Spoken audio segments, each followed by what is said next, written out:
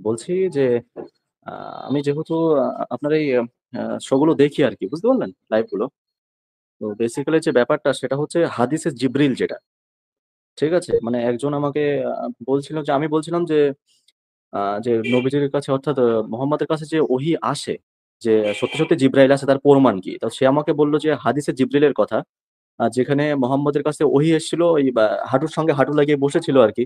তারপরে চলে গিয়েছিল। তো সেখানে ওমর সাহাবারা ছিল, তারা তাকে আর খুঁজে পায়নি, এরকম একটা কিছু আছে, সে আমাকে বোঝাতে চাইছিল, বাট আমি এটা তো ঠিক বুঝলাম না, ওই জন্য আপনার কাছে জানতে চাইলাম আর কি, ব্যাপারটা কি। আমি তাকে তো উত্তর দিতে পারিনি।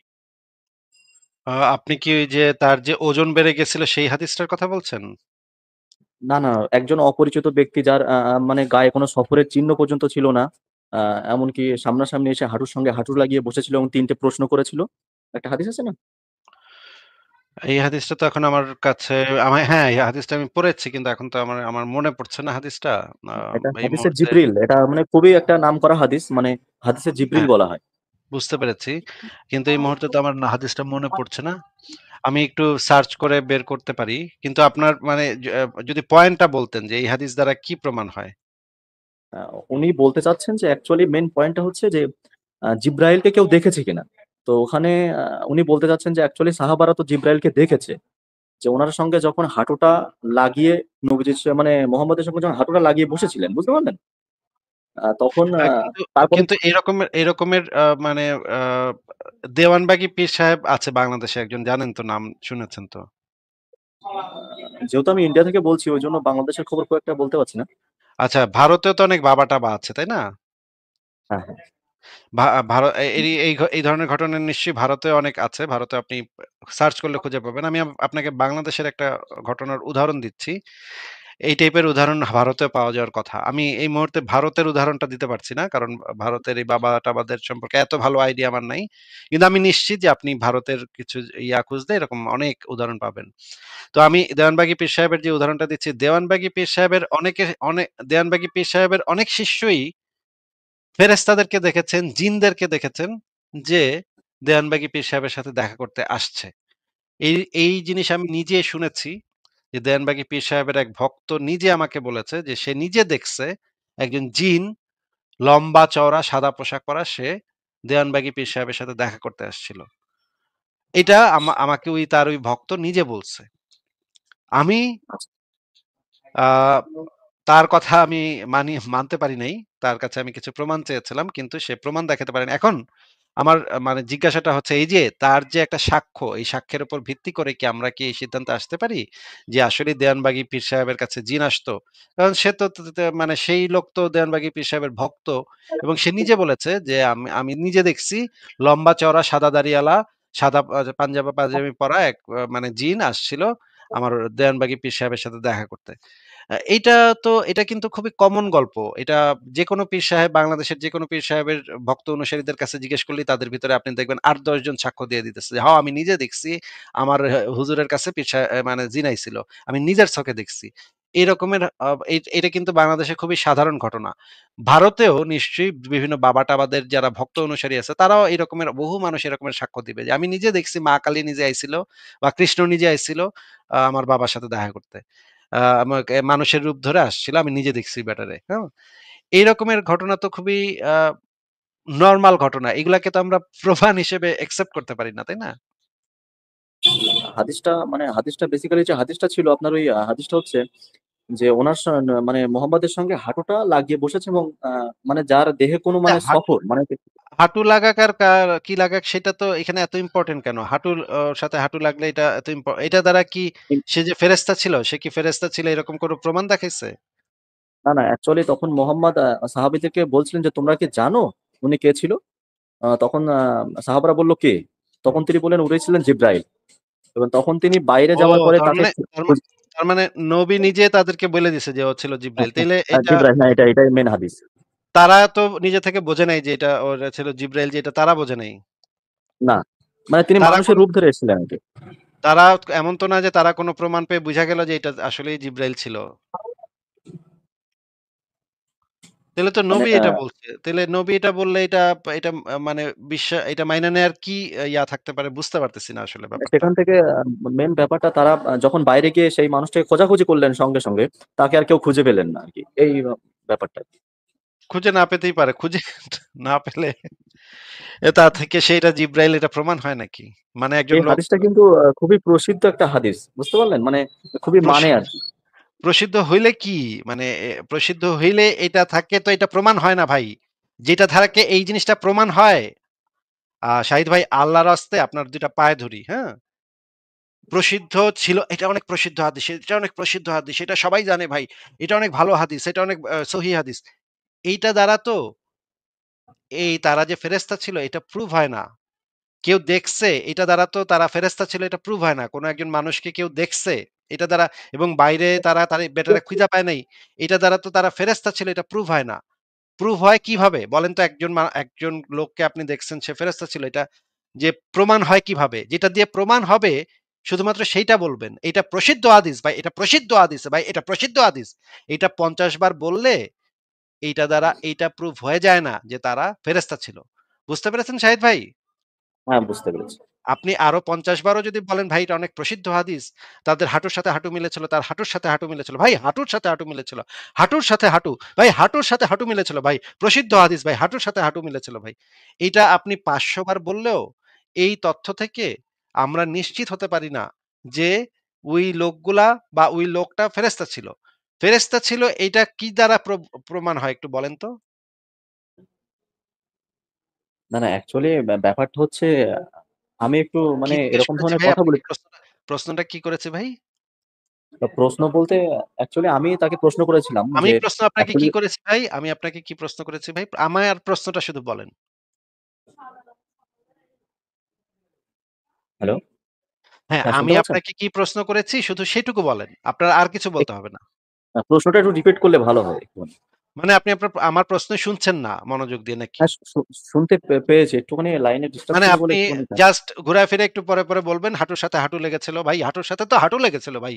হাঁটুর সাথে হাঁটু লেগেছিল ভাই। হাঁটুর সাথে হাঁটু, হাঁটুর সাথে হাঁটু, হাঁটুর সাথে হাঁটু আর প্রসিদ্ধ মানে আমি হাদিস ছিল। আমি আমার কথাটা শুনুন। মানে আমি কিন্তু আপনাকে এই কথাটা ৫০ বার আপনি অনেকবার বলতেছেন হাঁটুর সাথে হাঁটু লেগেছিল, হাঁটুর সাথে হাঁটু লেগেছিল।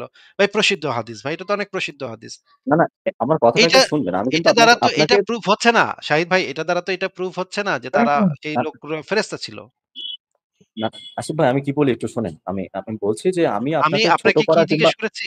আমি আপনাকে কি জিজ্ঞেস করছি? ভাই আপনি আমাকে ছোট করার জন্য করছেন না কি করার জন্য করছেন সেটা দিয়ে আমার বিন্দুমাত্র ইন্টারেস্ট নাই। আপনি মানে আমাকে আমি ছোট করতে শুধুমাত্র চাইলেও হাঁটুর সঙ্গে আমার কিছু হাঁটু যায় লাগানোর আসে কথাটা না। এই কারণেই বলেছি আমি যে আপনাকে আপনার হাদিসটা স্মরণে আসে সেজন্য বলেছি আমি। তাছাড়া কিছু না। আপনাকে মনে করানোর উদ্দেশ্যেই বলেছি। ভাই আমি তাছাড়া হাদিসটা হাদিসের পড়েছি। প্রতি আমার কোনো ইন্টারেস্ট নেই।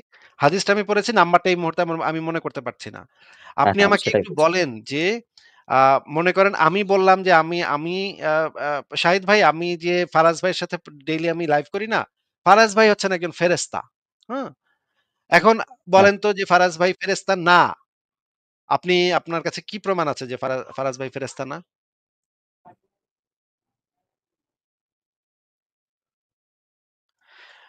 শাহিদ হ্যাঁ, ভাই, এটাও ঠিক। ফারাজ ভাই আমার সাথে যে লাইভ করে ফারাজ ভাই তো একজন হ্যাঁ, ফেরেশতা। সে আসমানে থাকে। সে লাইভে আসে, আসমান থেকে লাইভে এসে আমার সাথে যুক্ত হয় ফেরেশতা হিসেবে আমরা অনেক কথাবার্তা বলি। আপনি কি জানেন এটা যে সে যে একজন ফেরেশতা? না, অবশ্য না। এই তো আজকে জানলেন। এখন আমার কথাটা আপনি অন্ধভাবে বিশ্বাস করবেন। যেহেতু আমি বলছি, সেহেতু আমার কথাটা আপনি অন্ধভাবে বিশ্বাস করতে হবে। আপনি যদি অন্ধভাবে বিশ্বাস না করেন তাহলে আপনি জাহান্নামে চিরকাল আমি যেই কয়টা কথা বলবো, সেই কয়টা কথা আপনার অন্ধভাবেই বিশ্বাস করতে হবে। এছাড়া আপনার আর কোন উপায় নাই। আপনি আমার ধর্ম ত্যাগও করতে পারবেন না। আমার ধর্ম ত্যাগ করতে চাইলে আপনার কল্লা উড়াই দিমু এক্কারে। গর্দান ফালায় দিমু আপনারে। হ্যাঁ? কারণ আমার আচ্ছা, ধর্মের আমি কা কা একটা বিধান কথা হইতেছে বলি একটুখানি। আমার ধর্মের বিধান হচ্ছে ভাই, কেউ যদি আমার ধর্ম ত্যাগ করতে চায় তাইলে এক্কার কল্লা ফালায় দিবি। হ্যাঁ? আমি হচ্ছে এমন ও, জঙ্গি যে আমার ধর্মকে ত্যাগ করতে চাইলে আমার কথা একটু অবিশ্বাস করলে আমি কল্লা ফালায় দেই। এখন বলেন ভাই আ ফারাজ ভাই যে ফেরেশতা ছিল এই বিষয়ে আপনার কোন সন্দেহ আছে? অবশ্যই। কারণ অবশ্যই না, এখানে না। আমরা বিচার বিবেচনা করব। সন্দেহ সন্দেহ যদি আপনি করেন, আপনি যদি আমার কথাতে বিন্দুমাত্র সন্দেহ পোষণ করেন, আমার ধর্মের বিধান হচ্ছে আপনার কল্লাটা নামায় দিব একটানে। হ্যাঁ? এইটা আমার ধর্মের বিধান। এখন আপনি বলেন যে আমার আমি যে বললাম আপনাকে ফারাজ ভাই যে ফেরেশতা, এই বিষয়ে আপনার কোনো সন্দেহ আছে নাকি ভাই? আপনি একটু মনে রাখবেন উত্তর দেওয়ার সময় আপনার গলার কাছে কিন্তু আমি চাপাতি ধরে রাখছি, হ্যাঁ? আসিফ ভাই আমি বলি এবার একটুখানি। একটু দয়া করে বলেন ফারাজ ভাই যে ফেরেশতা এই বিষয়ে আপনার কোনো সন্দেহ আছে নাকি? আপনার গলার সামনে আমি চাপাতি ধরে রাখছি এটা মনে রেখে বলেন। অ্যাকচুয়ালি যদি মনের ভিতরে সন্দেহ থাকে তারপরেও মুখ দিয়ে বলতে হবে যে হ্যাঁ, সন্দেহ নেই আরকি। এরকম ও! সিচুয়েশন। এবং আমার কথাতে যদি আপনি বিন্দুমাত্র সন্দেহ করেন তাইলে কি হবে? এটা তো আপনি তো বেইমান হয়ে যাবেন, তাই না নাকি? হ্যাঁ, তাইলে আমার মানে কথাতে অবিশ্বাস করার তো আপনার স্কোপই নাই। মানে আমি যদি বলি যে ফারাজ ভাই ফেরেশতা, তাইলে তো আমার কথা অবিশ্বাস করার তো স্কোপই আপনার নাই। তাইলে আপনি কিভাবে এবং মুহাম্মদের যে আশপাশের যে মানে সাহাবীদের কথা গল্প-টল্প আমরা জানি। আমরা জানি যে মুহাম্মদের সাহাবীরা ছিল এক্কেরে অশিক্ষিত মূর্খ গোয়ার একেকটা মানে নোংরার মানে নোংরা। একেকটা ছিল নোংরার নোংরা। আমি আপনাকে একটা হাদিস দেখাচ্ছি যে এই যে মোহাম্মদের যে সাহাবীরা ছিল তাদের মানে ইয়াটা কি ছিল? ক্যারেক্টারটা কি ছিল? তাদের আ একটা একটু দাঁড়ান আমি আপনাকে একটা হাদিস দেখাচ্ছি যে মানে তাদের যে ক্যারেক্টার ছিল সেটা তো ভয়ংকর ক্যারেক্টার ছিল।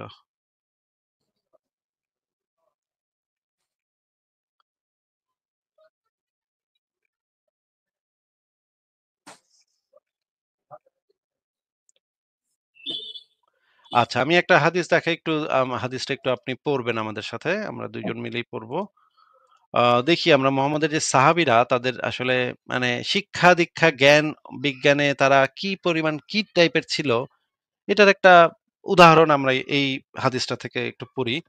এটা বুখারী শরীফ তাওহীদ পাবলিকেশনস এর একটা হাদিস। হাদিস নাম্বার হচ্ছে ৩১৫৯। আ আপনি একটু ওমর থেকে একটু পড়েন তো ভাই। ওমর থেকে। ওমর রাদিয়াল্লাহু তাআলা আনহু মুশরিকদের বিরুদ্ধে যুদ্ধ করার জন্য বিভিন্ন বড়, বড় শহরের দিকে সৈন্যদল প্রেরণ করলেন। সে সময় হুমজান ইসলাম গ্রহণ করলেন। ওমর রাদিয়াল্লাহু তাআলা আনহু তাকে বললেন, লেখাগুলো ঘোরাচ্ছেন তো এইজন্য একটু সমস্যা হচ্ছে। সরি আচ্ছা ঠিক আছে পড়েন। ওমর এখান থেকে পড়েন। ও তাকে বললেন, "আমি এসব যুদ্ধের ব্যাপারে তোমাদের পরামর্শ গ্রহণ করতে চাই।" তিনি বললেন, "ঠিক আছে। এ সকল দেশে এবং দেশ এ সকল দেশ এবং দেশ মুসলিমদের দুশমন যেসব লোক বাস করছে তাদের দৃষ্টান্ত একটি পাখির মতো, যার একটি মাথা, দুটি ডানা ও দুটি পা রয়েছে। যদি একটি ডানা ভেঙে যায় যদি একটি ডানা ভেঙে দেওয়া হয়, তবে সে পাখিটি উভয় পা, একটি ডানা ও মাথার উপরে উঠে দাঁড়াবে। যদি অপর ডানা ভেঙে দেওয়া হয়, তবে সে দুটি পা ও মাথার ভরে উঠে দাঁড়াবে। আর যদি মাথা ভেঙে দেওয়া হয়, তবে উভয় পা, উভয় ডানা ও মাথা সবই অকেজো হয়ে যাবে। কিসারা শত্রুদের মাথা, কায়সার হলো একটি ডানা, আর পারস্য হলো একটি ডানা। কাজেই মুসলিমগণকে এ আদেশ করুন, তারা যেন কিসারার উপর হামলা করে। আচ্ছা এই কিসরার সাথে কিন্তু নবী মোহাম্মদদের কোনো ঝামেলা ছিল না। তারা কেউ আইসা মোহাম্মদের সেনাবাহিনীকে কোনো আক্রমণ-টাক্রমণ কিছুই করে নাই। কিন্তু কিসারা ছিল একটা মানে গুরুত্বপূর্ণ কাফেরদের একটা গুরুত্বপূর্ণ জায়গা, রাজ্য। সেইটার উপরে হামলা করার জন্য বলল আরকি। আচ্ছা এখান থেকে আমরা পড়ি। এই যে এইখান থেকে পড়েন আমরা যখন শত্রুর দেশে পৌঁছলাম। হ্যাঁ, আমরা যখন শত্রুর দেশে পৌঁছালাম, কিসারার এক সেনাপতি ৪০,০০০ সৈন্য নিয়ে আমাদের মোকাবেলায় আসলো। তখন তার পক্ষ হতে একজন আহ, দোষী দোভাষী, দাঁড়িয়ে বলল, দোভাষী হ্যাঁ মানে দোভাষী, দোভাষী, আচ্ছা সরি, হ্যাঁ, দোভাষী, লেখাগুলো খুব ছোট তো। দোভাষী দাঁড়িয়ে বলল, তোমাদের মধ্য থেকে একজন আমার সঙ্গে আলোচনা করুক। তখন মুগিরা ইবনুল সুবাহা রাদিয়াল্লাহু তাআলা আনহু বললেন, যা ইচ্ছা প্রশ্ন করতে পারো। সে বলল, তোমরা কারা? তিনি বললেন, আমরা আরবের লোক। দীর্ঘদিন আমরা অতিশয় দুর্ভাগ্য এবং কঠিন বিপদে ছিলাম। ক্ষুধার জ্বালায় আমরা চামড়া ও খেজুর গুটি চুষতাম, চুল ও পশমের পরিধান করতাম, বৃক্ষ ও পাথর পূজা করতাম। আমরা যখন এ অবস্থায় পতিত, তখন আসমান ও জমিনের প্রতিপালক আমাদের মধ্য হতে আমাদের নিকট একজন নবী পাঠালেন। তার পিতা মাতাকে আমরা চিনি। আমাদের নবী ও আমাদের রবের রসুল সাল্লাল্লাহু আলাইহি সাল্লাম আমাদেরকে তোমাদের বিরুদ্ধে যুদ্ধ করার আদেশ দিয়েছেন। যে পর্যন্ত না আমরা এক আল্লাহ তাআলার ইবাদত তোমরা তোমরা এক আল্লাহ তাআলার ইবাদত করো। তোমরা এক আল্লাহ তাআলার ইবাদত করো কিংবা আ জিদিয়া জিজিয়া দাও।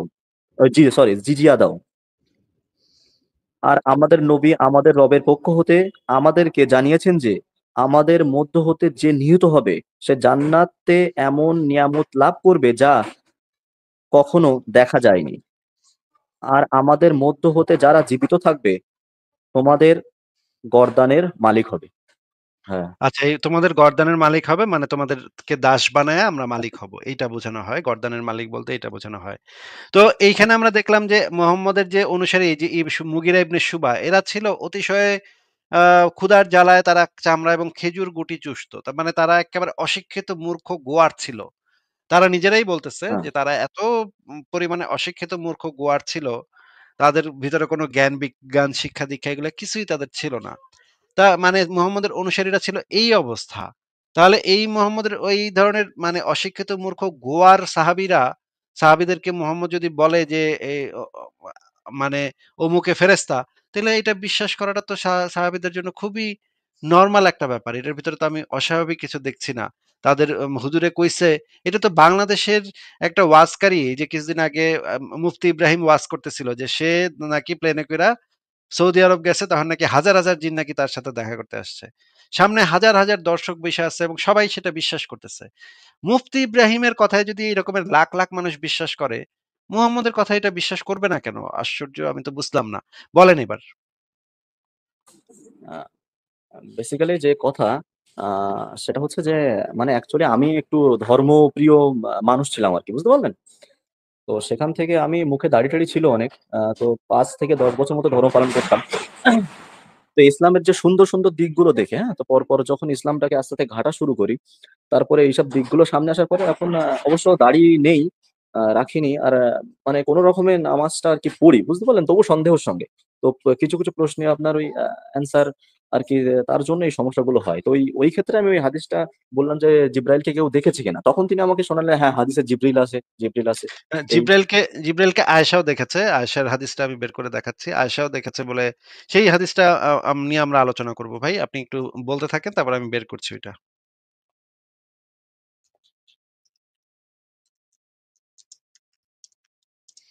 আ ভাই বলেন। আ শাহিদ ভাই বলেন। আমি ওই হ্যাঁ, হাদিসটা বলুন। বের করছি। আপনি আপনি বলতে থাকেন না আমি এই আয়েশা যে ইসাকে দেখেছিল মানে হাসান বিন সাবিত জিব্রাইলকে দেখেছিল কিছু সেই হ্যাঁ, হ্যাঁ, হাদিসটা হ্যাঁ। বের করছি। আর সেটা কিছু নিয়ে ক্ষেত্রে যেমন আমি কিছু, কিছু জিনিস আগে জানতাম না যেগুলো হচ্ছে ইসলামে আপনার দাস প্রথার ক্ষেত্রে। যে আমি নিজের দিক থেকে যদি চিন্তা করি যে আমার মাকে কিংবা বোনকে যদি কেউ দাসী বানায় তাহলে আমার ভিতরে কেমন অনুভূতি হবে? কিংবা যদি আমার স্ত্রী কিংবা কাউকে যে কেউ এসে বলতে পারে যে আমি আনা রসুল, আমি আল্লাহর রসুল।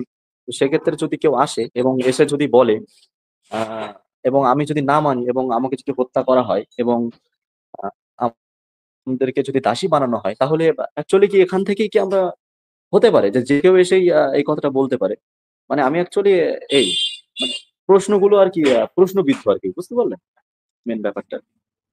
আচ্ছা, আমি ওই হাদিসটা একটু বের করছি। যে আ আহা আম আ ইসেকে ফেরেশতাকে একবার আয়েশাও দেখেছিল।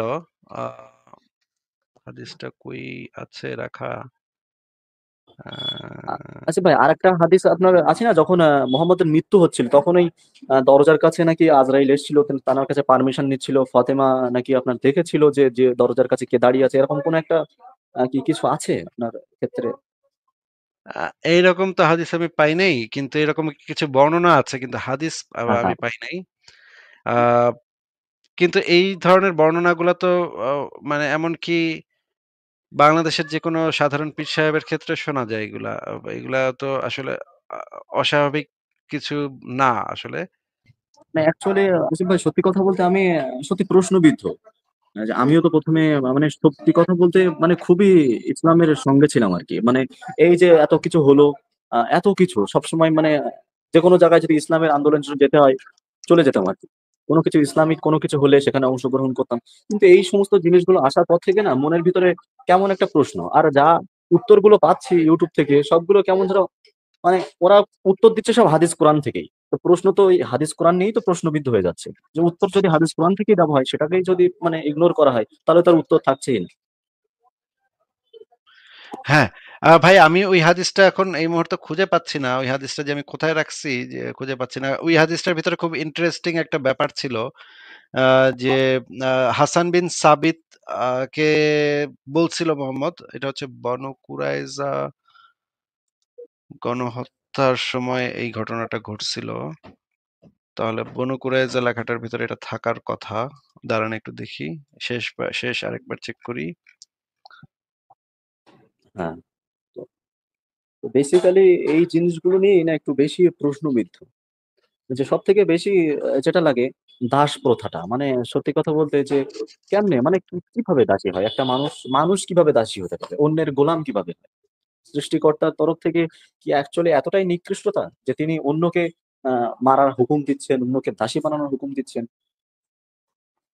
আর বিশেষ করে আচ্ছা, আরেকটা জিনিস পেয়েছি ভাই পেয়েছি। এইটা আমি একটু দেখায় নিই, তারপর আপনি আবার বলেন। এই জিনিসটা এই উম আ বিষয়টা একটু ভালো করে পড়ে দেখা এখানে ইম্পোর্টেন্ট। বানু কুরাইজা যে বিশ্বাসঘাতকতা করছিল, এই হুম, জিনিসটার কিন্তু কোনো অবজেক্টিভ এভিডেন্স পাওয়া যায় না। যেটা জানা যায় যে জিব্রাইল এসে মুহাম্মদকে বলল যে বানু কুরাইজা বিশ্বাসঘাতকতা করছে, ওদেরকে মারতে হবে। চলো তুমি তরবারি থামায়ও না। তরবারি মানে অস্ত্র খুইলো না এখনই। মানে যুদ্ধাস্ত্র এখনই খুইলো না।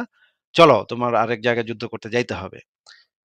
এই পুরা জিনিসটা কিন্তু জিব্রাইল এসে বইলা গেছে। এটার কিন্তু কোনো অবজেক্টিভ এভিডেন্স মুহাম্মদের কাছে ছিল না। মানে এমন কোনো কিছু না যে সে কোনো প্রমাণ পাইছে। জিব্রাইল এসে বলছে। ঠিক আছে? এখন হ্যাঁ, দেখেন এই জিব্রাইল এসে যে বলছে সেটার ঘটনাটা যদি আমরা একটু পড়ি। বানু কুরাইজা এই যে দেখেন উপরে লেখা বানু কুরাইজা চুক্তি হ্যাঁ, ভঙ্গ করিল। এই যে চুক্তি ভঙ্গ যে হুম, করেছে এটা কোত্থেকে জানা গেল? এটা একটু পরে বলতেছে। রাসূলুল্লাহ সাহাবায়ে কিরাম মদিনায় প্রত্যাবর্তন করিলেন এবং অস্ত্র খুলিয়া ফেলিলেন। রাসূলুল্লাহ হযরত উম্মে সালামার ঘরে প্রবেশ করিয়া গোসল করিতেছিলেন। এমন সময়ে হযরত জিবরিল এর আগমন ঘটিল। তিনি রাক রেশমী এর পাগড়ি পরিহিত অবস্থায় একটি খচ্চরের উপর আরোহণ করিয়া আসিয়াছিলেন এবং খচ্চরের উপর ছিল রেশমের একটি গদি। মানে জিব্রাইল আসছে পাগড়ি পরিহিত অবস্থায় এবং একটা খচ্চরের উপরে বসিয়া, এবং খচ্চরের উপর ছিল রেশমের একটি গদি। আচ্ছা ভাই, আপনার কাছে কি একটু অস্বাভাবিক লাগতেছে না যে জিব্রাইল ফেরেশতা সে মানুষের পোশাক ধরে আসছে বুঝলাম, কিন্তু খচ্চরের উপরে কেন? বিষয়টা কি? এটা কি একটু অস্বাভাবিক লাগতেছে না? সত্যিই মানে অনেক কিছুই আরকি অস্বাভাবিক লাগে ভাই। বুঝতে পারলেন? যেই ফেরেশতার নাকি ৬০০ টা ডানা, সেই ডানা দিয়ে নাকি এক মুহূর্তে মহাবিশ্বের এই প্রান্ত থেকে ওই প্রান্তে সে পৌঁছে যেতে পারে।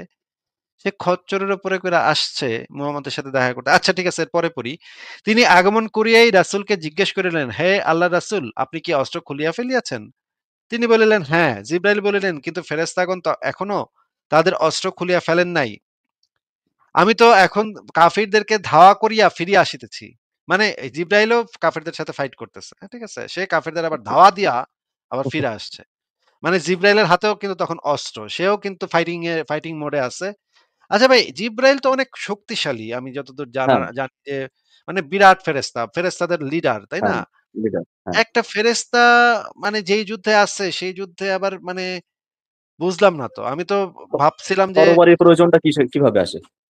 ক মুসলমানদের তো কোনো ফাইটিং এর প্রয়োজন নাই। জিব্রাইল গিয়ে একটা হ্যাঁ, হাঁক দিবে, কাফেরদের কান-কোন ফাইটা ওরা সব ছারখার হয়ে যাবে, তাই হ্যাঁ, না? এটা হওয়ার কথা নাকি?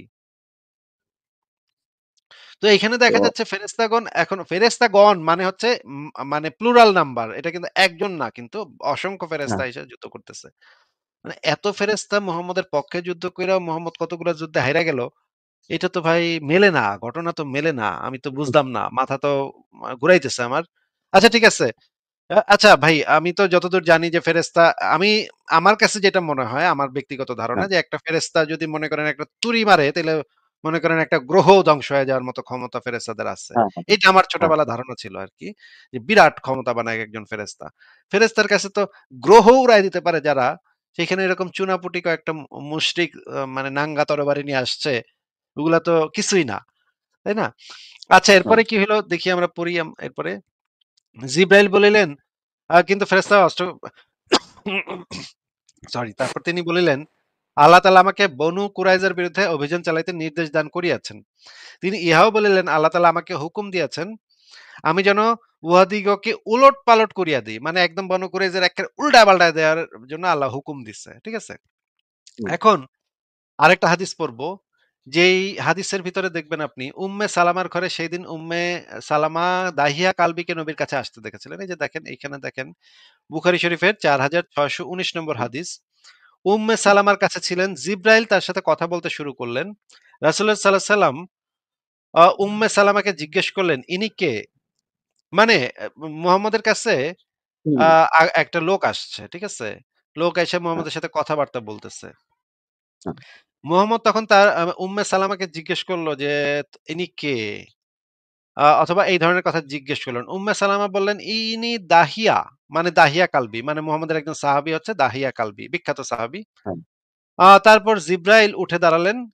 তিনি বললেন, "আল্লাহর কসম, রাসূলুল্লাহ সাল্লাল্লাহু আলাইহি সাল্লামের ভাষণে জিব্রাইল আলাইহিস সালামের খবর না শোনা পর্যন্ত আমি তাকে দাহিয়াই মনে করেছিলাম।" এই যে এই জিনিসটা বর্ণনা করতেছে যে সে বলতেছে, অ্যা আল্লাহর রাসূল না বলা পর্যন্ত এইটা যে জিব্রাইল এটা না বলা পর্যন্ত তাকে আমি দাহিয়াই মনে করেছিলাম। সে মনে করেছিল হুম, এটা দাহিয়া। আচ্ছা এই আরেকটা হাদিস পড়বো এখন। বুখারী শরীফ তাওহীদ ৭২৯৩ আ এইখানে দেখেন এইটা হচ্ছে সবচাইতে ইম্পোর্টেন্ট জিনিস। ইসলামে কিন্তু যাবতীয় কৃত্রিমতা এটা কিন্তু সম্পূর্ণভাবে হারাম জিনিস। এটা তো আপনি হুম, জানেন, তাই না? হুম, হুম, আপনি যদি ছদ্মবেশ ধারণ করেন, অন্যের অভিনয় করেন, নাটক করেন, হ্যাঁ, হ্যাঁ, অন্যের চরিত্রে অভিনয় করেন, নকল চুল লাগান, দাড়ি-গোঁফ লাগিয়ে হ্যাঁ, হ্যাঁ, অন্যের মতো সাজেন, যেমন খুশি তেমন সাজেন, ছেলেদের পাকা চুল লাগান, দাড়ি লাগান, মুরব্বির মতো সাজেন, ইত্যাদি যাবতীয় কৃত্রিমতা গ্রহণ করতে আল্লাহর রাসূল নিষেধ করেছেন। মানে এইটা ধোঁকা হচ্ছে দেওয়ার ক্ষেত্রে মানে কোনো কিছুতে ধোঁকা পড়ে আরকি। এরকম কোনো কিছু সবকিছুই নিষেধ। কোনো কিছু সম্পর্কে যদি আপনি ছদ্মবেশ ধারণ করেন, এই হ্যাঁ, কৃত্রিমতা, ছদ্মবেশ হুম, এইগুলা ইসলামে সম্পূর্ণরূপে হারাম, হারাম, হারাম। এখন আপনি বলেন যে এই যে জিব্রাইল যে হচ্ছে ফেরেশতাদের সর্দার, যে হ্যাঁ, কোনো পাপ করতে পারে না। তার দ্বারা কোনো পাপ, কোনো অন্যায় কাজ, কোনো হারাম কাজ হওয়া, ঘটা সম্ভব না। এখন আপনি না, আমাদেরকে বলেন যে এই জিব্রাইল যে দাহিয়া কালবি যে আসছিল, চেহারাটা যে দাহিয়া ধরে নিলাম, আমি তর্কের খাতিরে ধরে হুম, নিলাম সে দাহিয়া কালবির চেহারা ধরে আসছিল, জিব্রাইলই ছিল এটা। আপনার সাথে হ্যাঁ, আলোচনার জন্য আমি তর্কের খাতিরে ধরে নিলাম। ওইটা আসলে জিব্রাইল ছিল। তাহলে তো হ্যাঁ, এই জিব্রাইল তো একটা পাক্কা কুফরি কাজ কইরা, পাক্কা হারাম কাজ কইরা, সম্পূর্ণভাবে আল্লাহর রাসূলের বিধান লঙ্ঘন করছে যে এবং এইটা একটা অন্যায় কাজ। ইসলামের দৃষ্টিতে এটা একটা সম্পূর্ণ ধোঁকা দেয়া, মানুষকে ধোঁকা দেয়া, প্রতারণা করা। এইটা হ্যাঁ। একজন গণ্যমান্য ফেরেশতার জন্য কতটুকু শোভনীয় আপনি যদি আমাদেরকে একটু বলতেন ভাই। যেহেতু এটা একটা সমস্যা কারণ দাহিয়া কালবি একজন মানুষ ছিলেন এবং তানার পারমিশন ছাড়া ধরে আসা তো একটা ১ম এই যদি যুক্তি দিয়ে বিচার করা হয় তাহলে কারোর পারমিশন ছাড়া যদি কারোর বেশ ধারণ করা হয় সেটাই ১ম এ তো একটা অপরাধ। সে যেই হোক। আ হতে এক্সাক্টলি। পারে এখন যদি আমার চেহারা নিয়ে যদি আপনি আমার বাসায় চলে আসেন, আমি তো জানি না যে আপনি হয়তো আমার ওয়াইফের হ্যাঁ, সাথে কি করলেন না করলেন আমি তো জানি না ভাই, তাই না? আমি তো হ্যাঁ, এটাতে খুবই অফেন্ডেড হব যে আপনি ধরেন কিছু করেনও নাই। আপনি যদি আমার ছেলের সামনে আমার চেহারা ধইরা আসেন, আমার ছেলে যদি আপনাকে জড়ায় ধরে, আমি তো খুবই অফেন্ডেড হব, তাই না? হ্যাঁ, মানে এই যে এইটা মানে অ্যাকচুয়ালি এই ধরনের একটা ক্রাইম, এটা একটা ক্রিমিনাল অফেন্স। পৃথিবীর আইনেও এটা একটা ক্রিমিনাল অফেন্স এবং ইসলামেও এটা একটা ক্রিমিনাল অফেন্স। দেখেন বুখারী শরীফের হাদিসে পরিষ্কারভাবে বলা আছে। তাইলে তো আমরা পরিষ্কারভাবে বলতে পারি যে দেখেন এই যে দেখেন হাদিসে এই জিনিসটা বলা আছে। যাবতীয় মুনাফিকি নীতি অবলম্বন করা, ইবাদতের ক্ষেত্রে অনর্থক কষ্ট করা, নাটক করা, অন্যের চরিত্রে অভিনয় করা, নকল চুল, দাড়ি-গোঁফ লাগিয়ে অন্যের মতো হওয়া, যেমন খুশি তেমন সাজা, এইগুলা যাবতীয় কৃত্রিমতা আল্লাহ রাসূল নিষেধ করেছেন। এগুলা সম্পূর্ণরূপে হারাম। এই হারাম কাজটা তাহলে এই মানে ফেরেশতা কিভাবে জিব্রাইল ফেরেশতা কিভাবে করল ভাই? হ্যাঁ, এটাই তো একটা চিন্তা করার বিষয়।